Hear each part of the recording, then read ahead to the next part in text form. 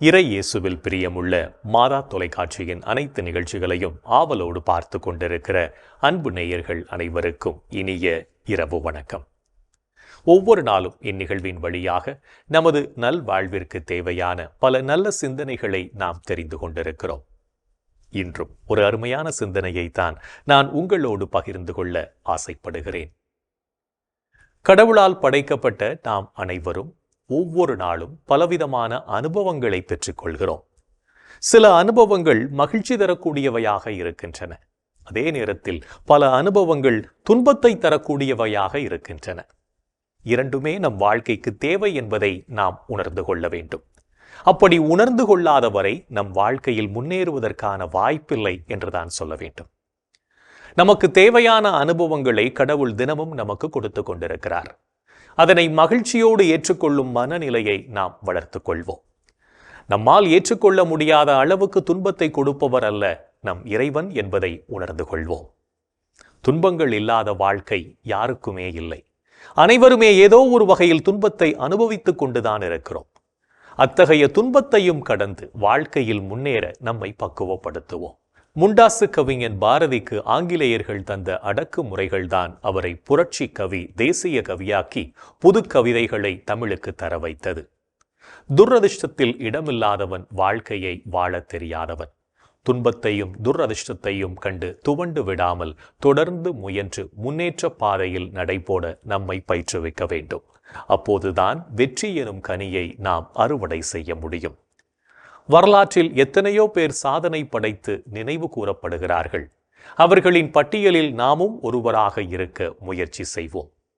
துன்பம் நமக்கு கொடுக்கப்பட்டாலும் அதை எப்படிப்பட்ட மனநிலையில் நாம் அணுகினால் அதை நாம் நமது வாழ்வின் வளர்ச்சிக்கும் மகிழ்விற்கும் பயன்படுத்தி கொள்ளலாம் என்ற ஒரு சரியான புரிதலை நமதாக்கிக் கொண்டு நலமாய் வாழ்வோம். ஒருமுறை திறமை மிக்க கவிஞன் ஒருவன், தனித்திறமையில் சற்று அதிகம் நம்பிக்கை உள்ளவன், போட்டிக்கு தயாராகி கொண்டிருந்தான். போட்டி ஆரம்பமானது. வெற்றிக்கான கலைஞரின் தேர்வும் முடிந்தது. முடிவும் அறிவிக்கப்பட்டது. வெற்றி அன்று வேறொரு கலைஞனுக்கு அதிர்ஷ்டம் தந்தது. அவனால் ஆத்திரத்தை, ஆவேசத்தை அடக்க முடியவில்லை. அடங்கி போனான். முகவரியே இல்லாமல் அவனுக்கு கொடுக்கப்பட்ட ஆறுதல் பரிசும் கூட தன் துயர ஆற்றில் கரை கட்ட முடியவில்லை. மேடைக்கு வரவேண்டிய நிர்பந்தம் ஏற்பட தள்ளல் நடையிட்டு சோகமாய்ச் சென்றான். அதை கண்ட ஒருவர் அவனை பார்த்து, தம்பி, தாவி குதித்து மேடைக்கு வா என்றார். தள்ளல் நடையுடன் தாவினான். அவனால் முடியவில்லை. மீண்டும் அவர், சற்று பின்னே சென்று ஓடி வந்து மேடையில் குதி என்றார். அவரது உற்சாகமான வார்த்தைகளை கேட்டவுடன் அவனால் மேடையில் குதிக்க முடிந்தது. துன்பமும் துரதிர்ஷ்டமும் பின்னோக்கி தள்ளினாலும் விடாமுயற்சியை விடாமல் பிடித்து கொண்டிருந்தால் வாழ்க்கையில் முன்னேற்ற பாதையை நோக்கி பயணிக்கலாம் என்பதை புரிந்து கொள்வோம். இன்றைய தினத்தை எடுத்துக்கொள்வோம். இந்த நாள் முழுவதும் நாம் நமது வாழ்க்கையில் முன்னேற வேண்டும் என்ற எண்ணம் கொண்டு வாழ்ந்தோமா என்று யோசித்து பார்ப்போம். மேலும் இந்த நாளில் நமது செயல்பாடுகள் எப்படிப்பட்டதாக இருந்தது என்று நம்மையே நாம் கேட்டு பார்ப்போம்.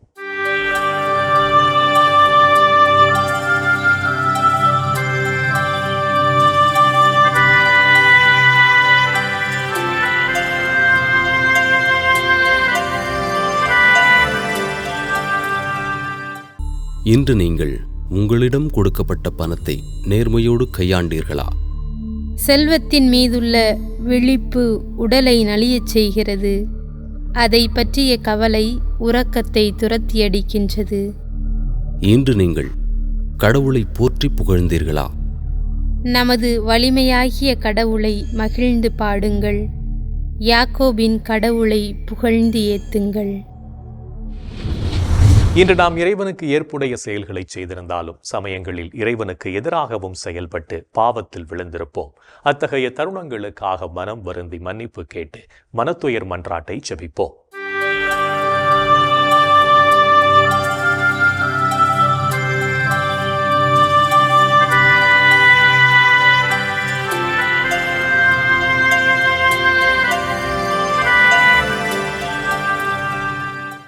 எல்லாம் வல்ல இறைவனிடமும் சகோதர சகோதரிகளே, உங்களிடமும் நான் பாவி என ஏற்றுக்கொள்கிறேன். ஏனெனில் என் சிந்தனையாலும் சொல்லாலும் செயலாலும் கடமையில் தவறியதாலும் பாவங்கள் பல செய்தேன். என் பாவமே, என் பாவமே, என் பெரும் பாவமே. ஆகையால் எப்போதும் கன்னியான புனித மரியாவையும் வானதூதர் புனிதர் அனைவரையும் சகோதர சகோதரிகளே உங்களையும் நம் இறைவனாகிய ஆண்டவரிடம் எனக்காக வேண்டிக்கொள்ள மன்றாடுகிறேன். ஆமேன். மனத்துயர் மன்றாட்டை செபித்ததன் வழியாக இறைவனிடமிருந்து மன்னிப்பை பெற்றிருப்போம் என்ற நம்பிக்கையோடு இறை வேண்டலில் இணைவோம்.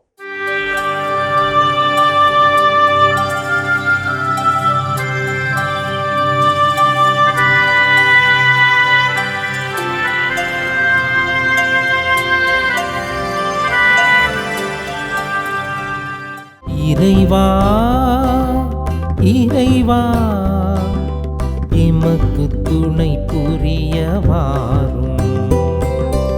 இறைவா இறைவா எமக்கு துணை புரிய வாரும். ஆண்டவரே எமக்கு துணை புரிய விரைந்து வாரும். ஆண்டவரே எமக்கு துணை புரிய விரைந்து வாரும். தந்தைக்கும் மகனுக்கும் தூய ஆவியாருக்கும் மாட்சி உண்டாவதாக. தொடக்கத்தில் இருந்தது போல் இப்பொழுதும் இப்பொழுதும் என்றென்றும் இருப்பதாக.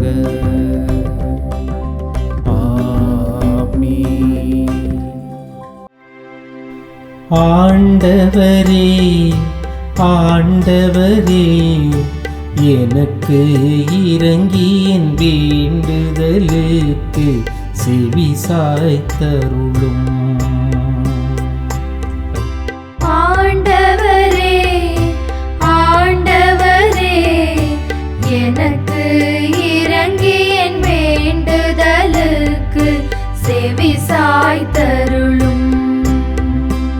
அல்லேலூயா அல்லேலூயா அல்லேலூயா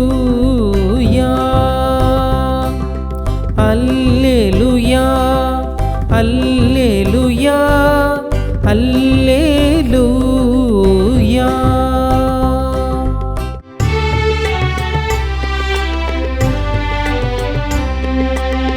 எனக்கு நீதி அருள்கின்ற கடவுளே, நான் மன்றாடும்போது எனக்கு பதிலளித்தருளும். நான் நெருக்கடியில் இருந்த போது நீர் எனக்கு துணை புரிந்தீர். இப்போதும் எனக்கு இரங்கி என் வேண்டுதலுக்கு செவி சாய்த்தருளும். மானிடரே, எவ்வளவு காலம் எனக்குரிய மாட்சிக்கு இழுக்கை கொண்டு வருவீர்? எவ்வளவு காலம் வெறுமையை விரும்பி பொய்யானதை நாடே செல்வீர்? ஆண்டவர் என்னை தம் அன்பனாய் தேர்ந்தெடுத்துள்ளார் என்பதை அறிந்து கொள்வேன். நான் மன்றாடும் போது அவர் எனக்கு செவி சாய்க்கின்றார். சினமுற்றாலும் பாவம் செய்யாதீர். படுக்கையில் உங்கள் உள்ளத்தோடு பேசி அமைதியாயிருப்பீர். முறையான பலிகளை செலுத்துவீர். ஆண்டவரை நம்புவீர். நலமானதை எங்களுக்கு அருள யார் உள்ளர் என கேட்பவர் பலர். ஆண்டவரே, எங்கள் மீது உம் திருமுக ஒளி வீசச் செய்யும்.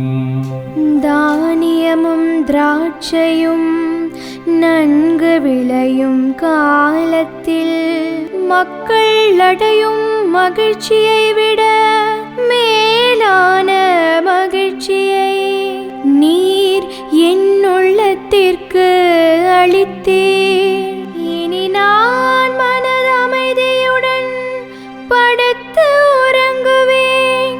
ஏனெனில் ஆண்டவரே, நான் தனிமையாக இருந்தாலும் நீரே என்னை பாதுகாப்புடன் வாழச் செய்கின்றீர். தந்தைக்கும் மகனுக்கும் தூய ஆவியாருக்கும் மாட்சி உண்டாவதாக. தொடக்கத்தில் இருந்தது போல் இப்பொழுதும் எப்பொழுதும் என்றென்றும் இருப்பதாக. ஆமென். ஆண்டவரே, ஆண்டவரே, எனக்கு இறங்கி என் வேண்டுதலுக்கு செவி சாய்த்தருளும். ஆண்டவரே, ஆண்டவரே, எனக்கு இறங்கி என் வேண்டுதலுக்கு செவி சாய்த்தருளும். அல்லேலூயா, அல்லேலூயா, அல்லேலூயா, அல்லேலூயா, அல்லேலூயா, அல்லேலூயா. இரவு நேரங்களில் ஆண்டவரை போற்றுங்கள். இரவு நேரங்களில் ஆண்டவரை போற்றுங்கள். அல்லேலூயா, அல்லேலூயா, அல்லேலூயா, அல்லேலூயா, அல்லேலூயா, அல்லேலூயா.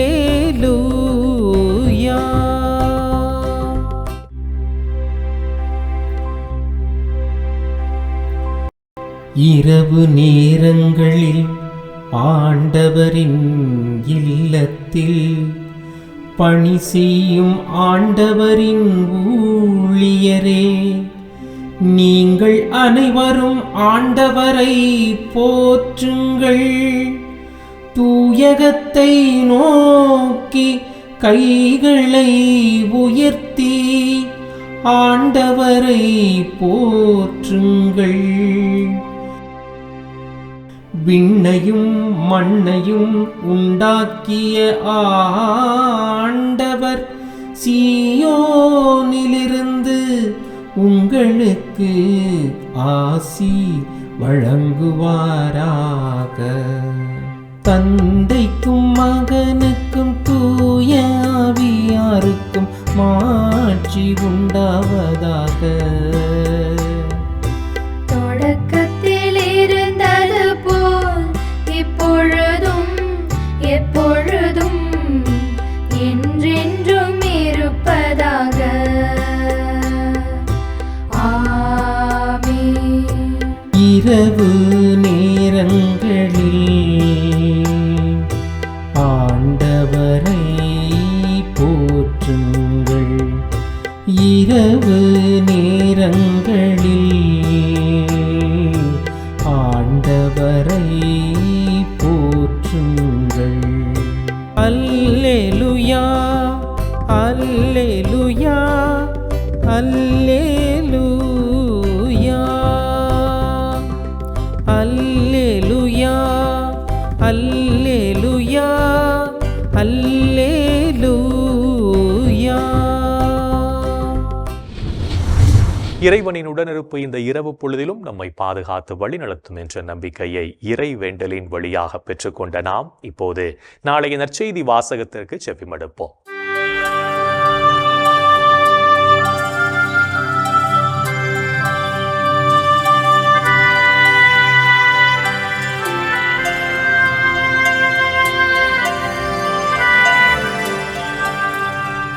நாளைய திருப்பலி வாசகங்கள். முதல் வாசகம் திருத்தூதர் பணிகள் நூலிலிருந்து வாசகம். அதிகாரம் 2, இறை வார்த்தைகள் 42 முதல் 47 முடிய. பதிலுரை பாடல். திருப்பாடல் 118, இறை வார்த்தைகள் 2 முதல் 4, 13 முதல் 15 மற்றும் 22 முதல் 24 முடிய. இரண்டாம் வாசகம் திருத்தூதர் பேதுரு எழுதிய முதல் திருமுகத்திலிருந்து வாசகம். அதிகாரம் 1, இறை வார்த்தைகள் 3 முதல் 9 முடிய. யோவான் எழுதிய தூய நற்செய்தியிலிருந்து வாசகம். அதிகாரம் 20, இறை வார்த்தைகள் 19 முதல் 31 முடிய. அன்று வாரத்தின் முதல் நாள், அது மாலை வேளை. யூதர்களுக்கு அஞ்சி சீடர்கள் தாங்கள் இருந்த இடத்தின் கதவுகளை மூடி வைத்திருந்தார்கள். அப்போது இயேசு அங்கு வந்து அவர்கள் நடுவில் நின்று, உங்களுக்கு அமைதி உரித்தாகுக என்று கூறினார். இவ்வாறு சொல்லிய பின் அவர் தம்முடைய கைகளையும் விலாவையும் அவர்களிடம் காட்டினார். ஆண்டவரை கண்டதால் சீடர்கள் மகிழ்ச்சி கொண்டார்கள். இயேசு மீண்டும் அவர்களை நோக்கி, உங்களுக்கு அமைதி உரித்தாகுக. தந்தை என்னை அனுப்பியது போல நானும் உங்களை அனுப்புகிறேன் என்றார். இதை சொன்ன பின் அவர் அவர்கள் மேல் ஊதி, தூய ஆவியை பெற்றுக்கொள்ளுங்கள். எவருடைய பாவங்களை நீங்கள் மன்னிப்பீர்களோ அவை மன்னிக்கப்படும். எவருடைய பாவங்களை மன்னியாதிருப்பீர்களோ அவை மன்னிக்கப்படா என்றார். 12 ஒருவரான திதிமு என்னும் தோமா இயேசு வந்தபோது அவர்களோடு இல்லை. மற்ற சீடர்கள் அவரிடம், ஆண்டவரை கண்டோம் என்றார்கள். தோமா அவர்களிடம், அவருடைய கைகளில் ஆணிகளால் ஏற்பட்ட தள்ளும்பை பார்த்து அதில் என் விரலை விட்டு அவர் விலாவில் என் கையை இட்டாலன்றி நான் நம்ப மாட்டேன் என்றார். 8 நாட்களுக்கு பின் அவருடைய சீடர்கள் மீண்டும் உள்ளே கூடியிருந்தார்கள். அன்று தோமாவும் அவர்களோடு இருந்தார். கதவுகள் பூட்டப்பட்டிருந்தும் இயேசு உள்ளே வந்து அவர்கள் நடுவில் நின்று, உங்களுக்கு அமைதி உரித்தாகுக என்று கூறினார். பின்னர் அவர் தோமாவிடம், இதோ என் கைகள், இங்கே உன் விரலை இடு. உன் கையை நீட்டி என் விலாவில் இடு. ஐயம் தவிர்த்து நம்பிக்கை கொள் என்றார். தோமா அவரை பார்த்து, நீரே என் ஆண்டவர், நீரே என் கடவுள் என்றார். இயேசு அவரிடம், நீ என்னை கண்டதால் நம்பினாய். காணாமலே நம்புவோர் பேறு பெற்றோர் என்றார். வேறு பல அரும் அடையாளங்களையும் இயேசு தம் சீடர்கள் முன்னிலையில் செய்தார். அவையெல்லாம் இந்நூலில் எழுதப்படவில்லை. இயேசுவே இறைமகனாகிய மெசியா என நீங்கள் நம்புவதற்காகவும் நம்பி அவர் பெயரால் வாழ்வு பெறுவதற்காகவுமே இந்நூலில் உள்ளவை எழுதப்பட்டுள்ளன. ஆண்டவரின் அருள்வாக்கு. கிறிஸ்துவே உமக்கு புகழ். நாம் ஒவ்வொருவரும் இயேசுவிடம் நம்பிக்கை கொண்டு வாழவும் அந்த நம்பிக்கையை மற்றவர்களுக்கு பறைசாற்றிடவும் அழைக்கப்படுகிறோம். என்றும் நம் அன்பர் இயேசுவின் குரலுக்கு செவிமடுத்து வாழ்வோம் என்ற சிந்தனையோடு சிமியோன் பாடலில் இணைவோம்.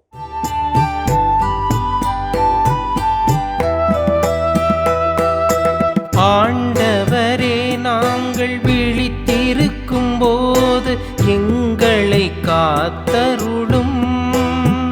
நாங்கள் தூங்கும் போது எங்களை பாதுகாத்தருளும்.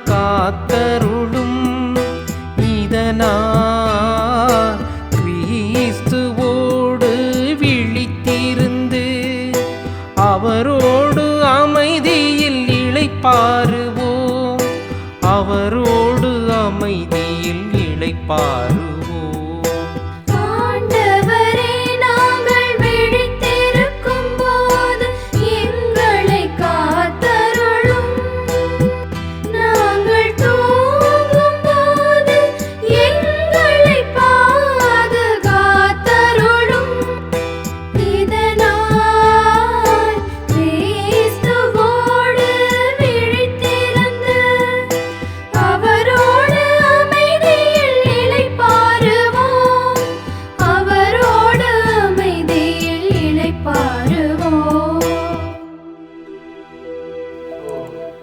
ஆண்டவரே, உமது சொற்படி அடியான் என்னை இப்போது அமைதியுடன் போகச் செய்கிறே.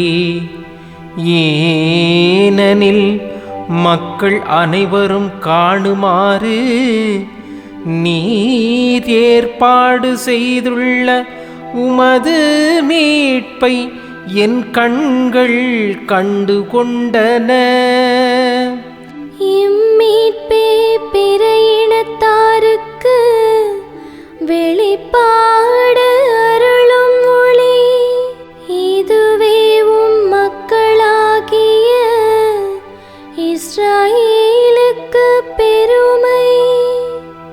தந்தைக்கும் மகனுக்கும் தூய ஆவியார்க்கும் மாட்சி உண்டாவதாக. தொடக்கத்தில் இருந்தது போல் இப்பொழுதும் எப்பொழுதும் என்றென்றும் இருப்பதாக. ஆமென். ஆண்டவரே, நாங்கள் விழித்திருக்கும் போது எங்களை காத்தருளும். நாங்கள் தூங்கும் போது எங்களை பாதுகாத்தருளும். இதனால் கிறிஸ்துவோடு விழித்திருந்து அவரோடு அமைதியில் இளைப்பாறுவோம். அவரோடு அமைதியில் இளைப்பாறுவோம். இறைவன் நம்மை ஒவ்வொரு நொடி பொழுதும் அற்புதமாய் வழிநடத்தி கொண்டிருப்பதை சிமியோன் பாடல் வழியாக உணர்ந்து ஜெபித்த நாம் இப்போது நாளைய புனிதரை பற்றி பார்க்கலாம்.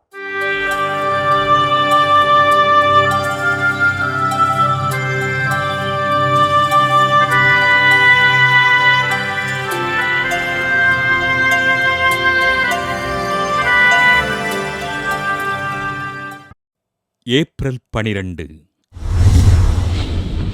புனித ஜூலியஸ். ரோமையினைச் சேர்ந்த ஜூலியஸ் கிபி 337 ஆண்டு பிப்ரவரி 6 நாள் கத்தோலிக்க திருச்சபையின் 35வது திருத்தந்தையாக பொறுப்பேற்றார். மக்கள் இறை வழிபாடுகளில் பங்கேற்பதற்கு வசதியாக ரோமையில் பேராலயங்களை கட்டி எழுப்பிய திருத்தந்தை ஜூலியஸ் அனைத்து ஆலயங்களிலும் குருக்களை நியமனம் செய்தார். கிபி 338 ஆண்டு நிலவிய ஆரிய பதித கொள்கைக்கு கடும் கண்டனம் தெரிவித்த திருத்தந்தை ஜூலியஸ், ஆண்டவர் இயேசு இறை இயல்பும் மனித இயல்பும் உடையவர் என்பதினையும் அன்னை மரியா இறைவனின் தாய் என்பதையும் தன் மறையுரையினால் ஆழமாக எடுத்துரைத்தார். இவரது காலத்தில் மறையுரையில் சிறந்து விளங்கிய அருட்தந்தை அத்தானாசியூசினை அலெக்சாந்திரியோ நகரின் ஆயராக நியமித்த திருத்தந்தை ஜூலியஸ் அத்தானாசியாரின் தலைமையில் குருக்களை ஒருங்கிணைத்து ஆரிய பதித கொள்கையினை முறியடித்தார். கீழ்த்திருச்சபை, மேல் திருச்சபை என்று இரு பிரிவுகளாக இருந்த கத்தோலிக்க திருச்சபையினை ஒன்றாக இணைத்த திருத்தந்தை ஜூலியஸ், ரோமையின் ஆயரே திருச்சபையின் தலைவர் என்பதினை அறிவித்தார். அக்கால திருச்சபையில் ஜனவரி 6 நாள் கொண்டாடப்பட்டு வந்த கிறிஸ்து பிறப்பு விழா மற்றும் திருக்காட்சி பெருவிழாவிற்கு மறுப்பு தெரிவித்த திருத்தந்தை ஜூலியஸ், கிறிஸ்து பிறப்பு விழாவினை டிசம்பர் 25 நாளன்றும் திருக்காட்சி விழாவினை ஜனவரி 3 நாளன்றும் கொண்டாடுவதற்கு ஆணை பிறப்பித்தார்.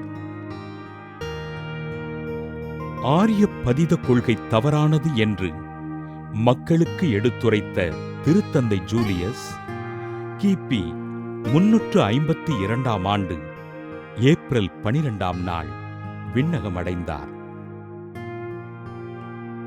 கத்தோலிக்க விசுவாசத்திற்காகவும் திருச்சபையின் வளர்ச்சிக்காகவும் அயராமல் உழைத்த திருத்தந்தை ஜூலியஸினை திரு அவை புனிதராக உயர்த்தியது. புனித ஜூலியஸ் திருவிழாவினை கொண்டாடுகின்ற நாம் இன்று திருச்சபையினை வழிநடத்துகின்ற நம் திருத்தந்தையின் கருத்துக்களுக்காக ஜெபிப்போம். புனிதர்கள் ஒவ்வொருவரும் தங்களது வாழ்க்கையின் மூலம் இறைவனுக்கு சான்று பகர்ந்து வாழ்ந்தவர்கள் என்பதை உணர்ந்தவர்களாய் நாமும் அவர்கள் வழியில் வாழ்ந்து இறை வழியில் பயணிப்போம் என்ற நம்பிக்கையோடு நாளைய தினம் மற்றவர்களிடம் உள்ள நல்லதை மட்டும் பார்த்து அவர்களை பாராட்டி மகிழ்வோம். என் அன்பு சகோதர சகோதரிகளே, கடவுள் வல்லமையால் நம்மை நிரப்பியிருக்கிறார். நமக்கு நம்பிக்கையை கொடுத்திருக்கிறார், நமக்கு வாழ்க்கையை கொடுத்திருக்கிறார். அப்படிப்பட்ட ஆண்டவருக்கு நாம் நன்றி சொல்வோம். சிறப்பாக இந்த தினத்திலே நமது ஆசிரிய பெருமக்களை எண்ணி பார்த்து அவர்களுக்காக நாம் ஜெபிப்போமா? எங்கள் அன்பை உருவான இயேசு ஆண்டவரே, ஆசிரிய பெருமக்களை நீர் கொடுத்ததற்காக நன்றி சொல்கிறோம். எங்களுக்கு அறிவு கண்ணை திறந்து விட்ட எங்களது ஆசான்களுக்காக நன்றி சொல்கிறோம். ஆண்டவரே, அவர்களது தியாக வாழ்க்கை எங்களது வாழ்க்கையை எங்கேயோ கொண்டு போய் உயர்த்தி மகிழ்ச்சியாலும் செல்வத்தாலும் நிறைவாலும் எங்களை நிரப்பி இருக்கிறது. ஆண்டவரே, ஆமேசுவே, இந்த ஆசிரியர் பெருமக்களையும் அவருடைய குடும்பங்களையும் அவருடைய வாழ்க்கையும் நீர் ஆசீர்வதித்தருளும். அவருடைய எல்லா நலன்களாலும் நிரப்பும்படியாக இம்மை கெஞ்சி கேட்கிறோம். அவர் எதிர்கொள்கின்ற எல்லா விதமான பிரச்சனைகளிலிருந்து இம் ஆசிரியர் பெருமக்களுக்கு நீர் விடுதலை கொடுத்து அவருடைய வாழ்க்கையை சிறக்கச் செய்யும்படியாக இம்மை கெஞ்சி கேட்கிறோம். ஐயா, எங்கள் அன்பு தாயே, ஆரோக்கிய அன்னையே, ஆசிரியர் பெருமக்களுக்காக பரிந்து பேசுங்கள் அம்மா. இந்த ஜெபங்களை எங்கள் ஆண்டவராகிய இயேசுவே உமது வல்லமையான திருநாமத்தின் வழியாக உம்மை கெஞ்சி வென்றாடுகிறோம். ஆமென்.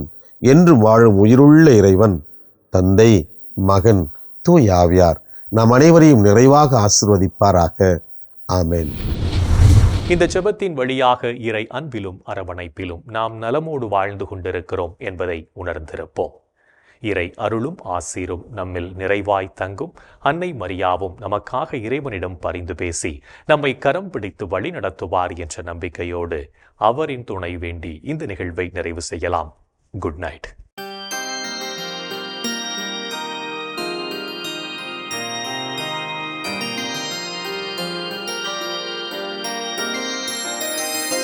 வாழ்க அரசியே, தயை மிகு அன்னையே, வாழ்வே இனிமையே, தஞ்சமே வாழ்க.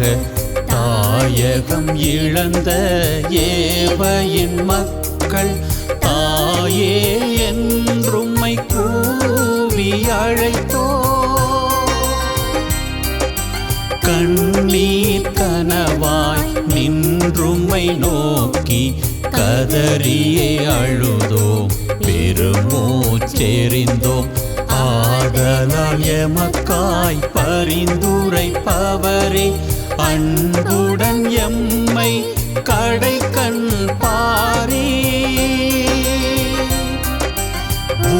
திருவயிற்றின் கனியாம் இயேசுவை இம்மை வாழ்வின் இறுதியில் காட்டுவிற் கருணையின் உருவே, தாய்மையின் கனிவே, இனிமையின் அன்னை மரி